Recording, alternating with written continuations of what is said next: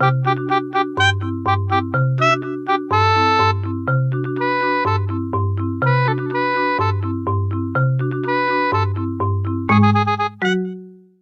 up, YouTube? We're back at it like we never left. Long live Aussie motherfuckers. We're just chilling out, doing our thing. The fans donated to see a drinking stream, so I got a 6-pack of Bud Light. I appreciate it, man. The fans wanted a drinking stream. They asked on my last stream, Cobra, how much for a drinking stream? And I says, well, you throw $50 in my account, I could probably make it work. I think the first beer should just be straight beer and no combo. What do you think? How to piss off conservatives. Drink a Bud Light. I don't give a shit if they put Dylan Mulvaney on the fucking can of Bud Light. I'm still gonna fucking drink it. Speaking of Bud Light, though, so Dylan Mulvaney, she is a little pissed off at Bud Light, understandably so, but there's two sides to the story. Bud Light under attack from Dylan Mulvaney, Sky News, Australia. This was posted one day ago on the 4th of July. For our 4th of July special, we have to bring you an update on that one-time American favourite that found out the hard way that go woke, go broke isn't just a cute saying. Stupid saying because of the extremist assholes who ruined the woke movement. We're not here to bitch about that. Bud Light is still facing a consumer backlash and boycott after using trans activist Dylan Mulvaney as an ambassador, and now they are under attack from Dylan Mulvaney. I took a brand deal with a company that I loved, and I posted a sponsored video to my page. For a company to hire a trans person and then not publicly stand by them is worse, in my opinion, than not hiring a trans person at all. What would you do, Dylan Mulvaney? Chica, what would you do? And no offense to Dylan Mulvaney, I'm just saying, it's business, Chica. Money talks, bullshit walks. And of course, if they didn't hire a trans person and represent their product, you'd be bitching about inclusivity, which is kind of hilarious because when you make it all about including trans people, you exclude everyone else.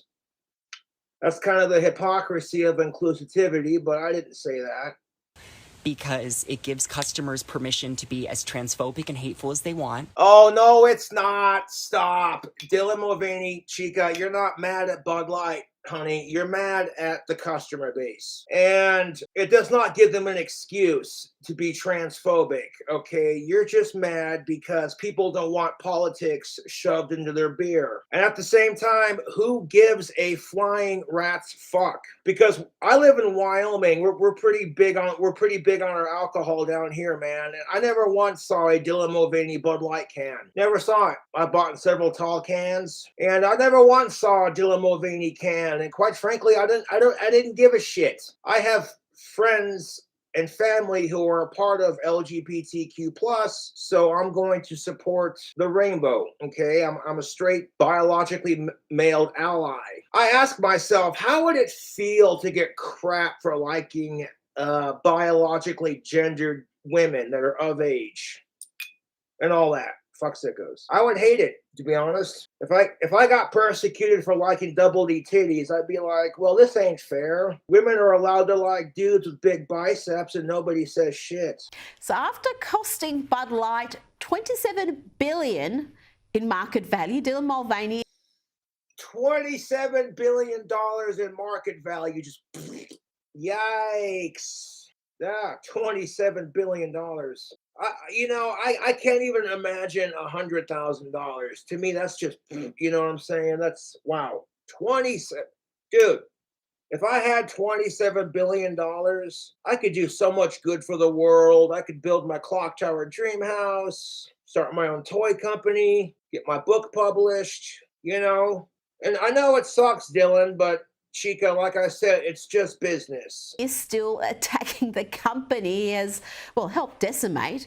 Joining me now is comedian Alex Stein. Alex, 4th of July weekend would normally be one where Bud Light will just be running off the shelves, but it seems like it's a lost cause these days. Well, you know, now in some grocery stores, Bud Light is actually cheaper than water, Rita, which is unbelievable. But let me tell you what the problem is with this is, and I love that we're sticking it to Bud Light and that their company is down $20 billion. I'm so sick and tired of people being obsessed with labels. It's so fucking stupid. Let me ask Dylan Mulvaney this. What if, like I said, Dylan Mulvaney's favorite beer, what if she was drinking a beer and it featured the face of a well-known transphobic asswipe? Because that's exactly how people feel with Bud Light featuring Dylan Mulvaney. Is a lot of people don't give a shit about trans people. They don't give a shit about the politics. They just want a fucking beer. I get that, but at the same time, how does it personally affect you? It's just beer, for fuck's sake. But sadly, Anheuser-Busch, they're not the ones that suffer from this. Who suffers from this are the distributors, the people that actually stock the shelves, all the people that actually work for the infrastructure of Bud Light that are getting laid off. That's what stinks in this situation, Rita. It's not even necessarily about Dylan Mulvaney. It's not even about their weird agenda. It just kind of sucks that even when you stick it to the man, Rita, it still doesn't even necessarily work because they're not going to really go out of business. Because Bud Light is delicious. That's why. Sticking it to the man, it's like transphobic much. And the thing you have to realize is that people are not necessarily mad at trans people. They're mad at the extremist assholes who ruin it for the community. And believe me, a lot of trans people are sick of it too. They're just like, I feel sorry for these individuals. Their journey is made that much harder because of bigotry and extremist assholes. But I think it's important because it sends a message to other brands. It sends a message to the corporate world that there can be a cost with this sort of activism. It is not a cost-free exercise. And talking about Dylan Mulvaney, let's look at one of his recent videos that went viral, which I think has inspired you. I live for the gays. I live for them. I live for the gays. The gays, the gays, the gays. The guys, the gays, the gays make me happy. I don't want to live for anyone else. God damn it, that voice though. No. Singing lessons? Much? Yeah. Gay, gay, gay. Be gay.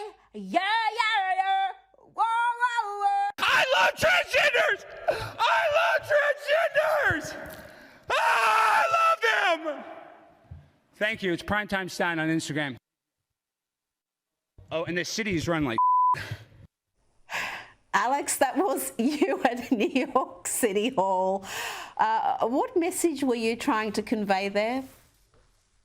Well, Pride Month was absolutely insane here in America, and every single corporation had the rainbow flag. But in New York, it was so absurd. I was there for a New York Young Republicans event, and I'm telling you, it was, and I'm not homophobic or transphobic, but it was extra devious this year. A lot of, basically partial nudity around children. So what I wanted that's to do, not appropriate.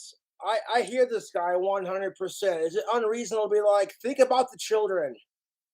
Think about the children. Won't somebody please think of the children? Like, a childhood's innocence and safety should be more important than your stupid fucking pronouns, but what do I know? what I wanted to do is I wanted to take it out of the Full streets and actually frontal put it in the nudity. city hall. Yeah, I'm saying all kinds of nudity. I mean, there's a situation of full frontal nudity in Washington. But my point is, I wanted to try to take what was happening in the Pride Parade into the city hall. And if you could see in the video, they felt very uncomfortable because these are adult topics that you wouldn't talk at a workplace. Well, that's just the thing of it, you two. Children are more precious than Ozzy Osbourne, in my opinion.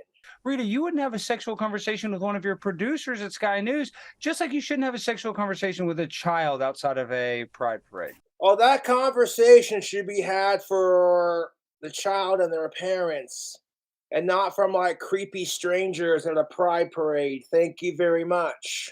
Just saying. Well, yes, or expose your bits to them. So we've played footage here of all sorts of, well, I don't know, degeneracy. So exposing yourself to people of that age group, how is that teaching pride? Because it just comes off as like Jeffrey Epstein-ish creepy dude. No. Full frontal nudity at what were labelled family-friendly events. That's just, yeah, that's no wonder there's been a backlash to that sort of behaviour. Yeah, that's not appropriate. I don't think that people should be allowed. Here's a line, YouTube. Exposing yourselves to kids is not appropriate. It's just beyond fucking disgusting, to be honest. Fuck sickos.